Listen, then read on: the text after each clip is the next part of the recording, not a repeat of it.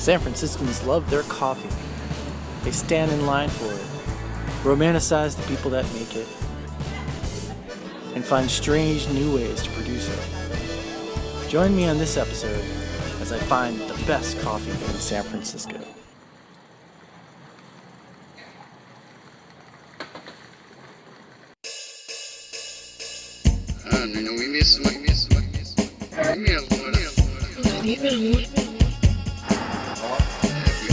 Okay, I think I got it covered.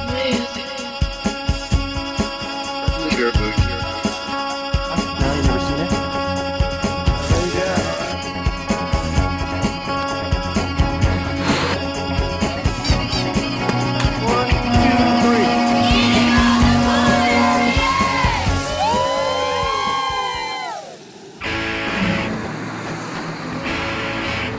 Hey, get your third wave coffee here. Get your third wave coffee. Come on.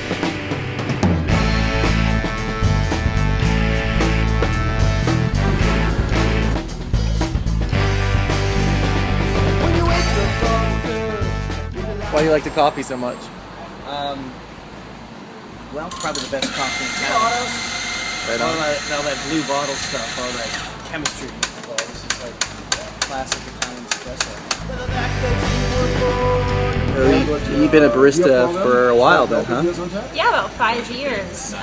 New to the San Francisco area, knew craft coffee was pretty huge here. That was a big draw for me. Okay, And so you kind of went where the coffee was good, huh? absolutely, but something wasn't right about Blue Bottle and 4 Barrel, and it was too large, and I really wanted to work on like a small project. And I met Oliver, and this was a perfect fit, and I couldn't be happier. This is a killer machine, and I've never gotten to work with something so hands-on before. It's pretty classic, huh? Yeah, I don't think you can beat a 60-year-old machine, so yeah, about as classic as it gets. Tell me about your obsession with coffee and this machine you're using. Well, my obsession started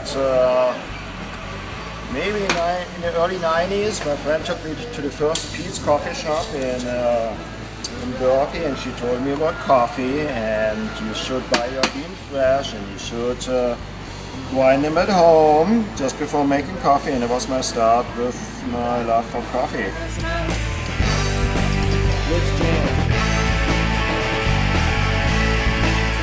Things have changed though, huh, with coffee? Oh, thank God.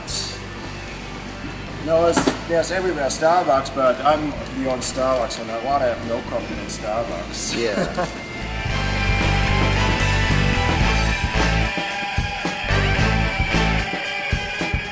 Your type of coffee is called third wave coffee? Explain Yeah, that it's an industry term for this category of coffee. There's the second wave, which was Starbucks, which made better coffee very popular.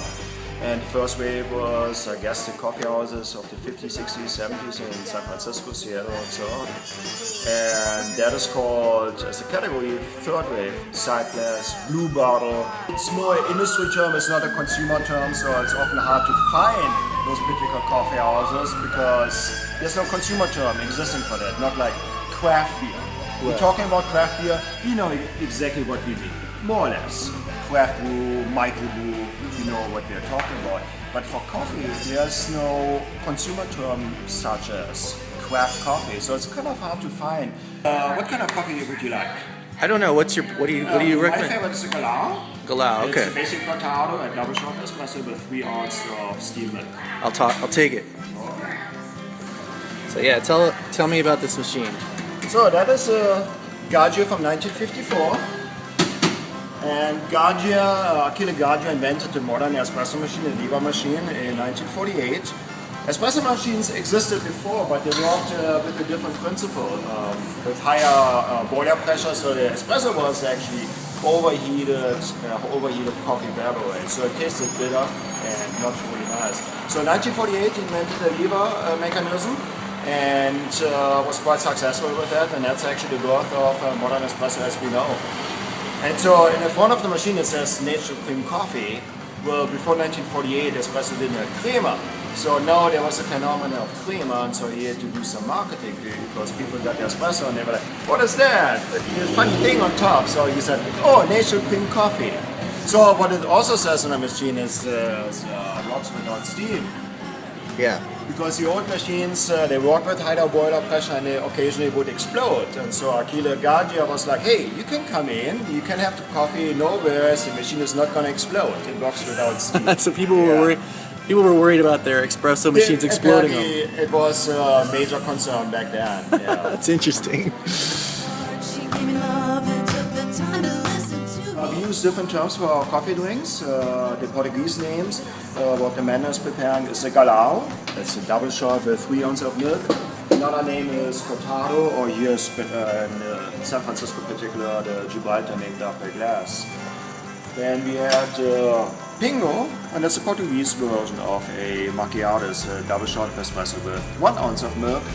And the rest of the names are the regular ones. Cappuccino is a 5-ounce drink, and then latte ori for to go, 6 ounces. That's our biggest drink.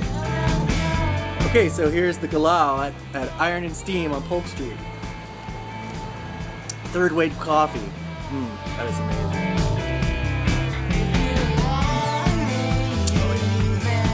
So I noticed there's like no tables out here. It's like just kind of like a bar. Is that on purpose or? Yeah, it's more the Italian style of drinking coffee. It's a high counter.